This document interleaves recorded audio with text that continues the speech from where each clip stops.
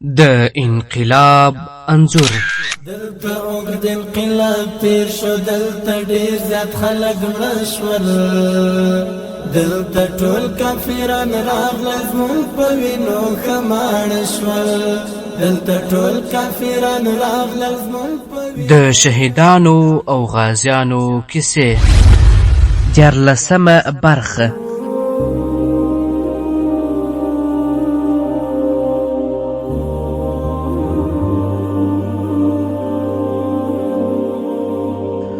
الحمد لله وكفى والصلاة والسلام على رسوله خير الورى اما بعد.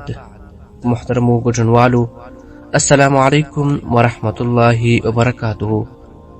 الله تعالی دې وکړي چې روغ جوړ او خوش او خوشحاله بیاست. یو لاس مولوي عبدالرحیم د خپل شهیدو زامنو د شهادت او کرامتونو کیسه په دې ډول راته وکړه. شهید محمد امین د ملا عبدالرحیم زوی د لوګر ولایت د برګبرک ولسوالۍ د څلوزیو د حوزې د لوی کلا اوسېدونکی و.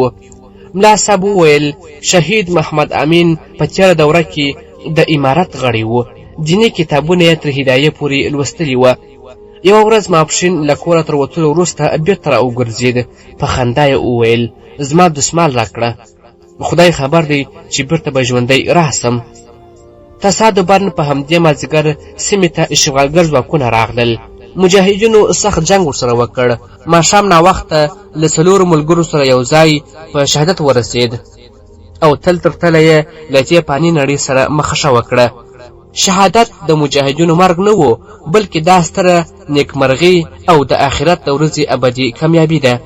د دوی له کراماتو هم په ښکاره ډول دا جوتیږي چې رب العزت ته محبوب ترین خلک دي. د نوموړي والد صاحب وایي د شهادت د خبر په اورېدو یې ما دا کلمات وویل، انا لله و انا الیه راجعون، او فکر مې وکړ چې دا هر څه زموږ د عظیم رب له لورې دي او موږ باید په سر سترګو قبول کړو. جالبه یې دا وه چې شهید محمد امین خپل ښی لاس پاس نیولی و او د شهادت ګوته یې پورته نیولې وه. دا د سپېڅلي شهادت د کراماتو نښه ګڼل کېږي. د نوموړي شهید د جسد حالت ته په کتو ورته قبر وکیندل سو. ملا عبدالرحیم وویل کله چې مې زوی شهید سو، ما یې ملګرو ته وویل چې ګورئ شهیدان مو ورکړل، خو چې شکست ونه خوري. هغوی پر دې خبره په خندا سول چې د جهاد مزل به تر قیامته پورې روان وي، که موږ نه یو نور به یې پالي. د ملا صاحب عبدالرحیم یو بل زوی شهید نجیب الله جهادیار به هر وخت محلي پولیسو یعنی اربکیانو ته کمینونه نیول. اربکیان ډېر ورڅخه تنګ وه. د جهادیار د سنګر ملګري صداقت وایي د احمدک کلا د پل غازي له بازاره لاندې مو اربکیانو ته من شخ کړ.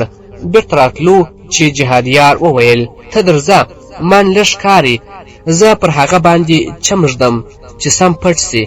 ډرون تیارې ګرځېدلې.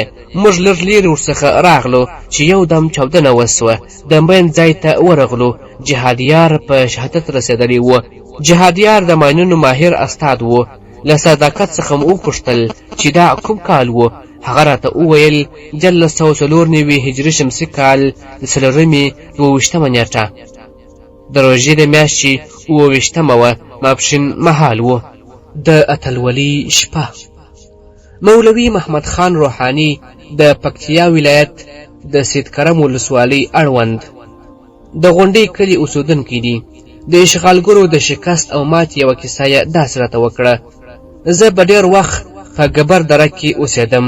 ګبر دره له دښمن څخه لیرې ده او یو امن ځای و. ګبر دره د خوست ولایت د موساخېلو ولسوالۍ اړوند یوه غرنۍ منطقه ده. یوه طرف ته د پکتیا ولایت له وزې زدران ولسوالۍ او بل طرف ته له سید کرم ولسوالۍ سره سرحد لري. بلې خوا ته د جانخیل ولسوالۍ پرته ده. دغه دره د انقلاب له شروع څخه د مجاهدینو د آرام ځای و. د ډېرو مجاهدینو مرکزونو هم دلته وه. 2019 میلادي کال و. موږ یو څو ملګري په تشکیل روان و. شپه مو د جانخیل ولسوالۍ اړوند بلخیلو کلي په یوه کور کې سوه. موږ خو ستړي وو، ویده سوو. د شپې یوه مرخوړلې ښځه راږغ کړل جکسي تیارې ډېرې کښتې ګرځي. هسې نه چاپسې د شپې پر 1 بجه موږ ویښ سوو، ځانونه مو برابر کړه او پاس غره ته ولاړو. تیارې نورې هم ډېرې سوې، ټیټ اوازونه یې کول. په توره شپه کې د غرني ساحې مزل او له تیارو څخه ځان پټول ګران کار و. له صبریو ولسوالۍ څخه چې بلخیلو سیمې ته اشغالګر او اجران غلامان داخلېدل، د ماینونو او مجاهدینو له سخت برید سره مخامخ سول. د دښمن تیارو بمبار شروع کړ. د منطقې خلکو تر سهاره خوب ونه کړ. د ضربتیانو یعنی د کمپاین د عسکرو 2 موټر ختم سول او پکې سپاره ټول مړه سول.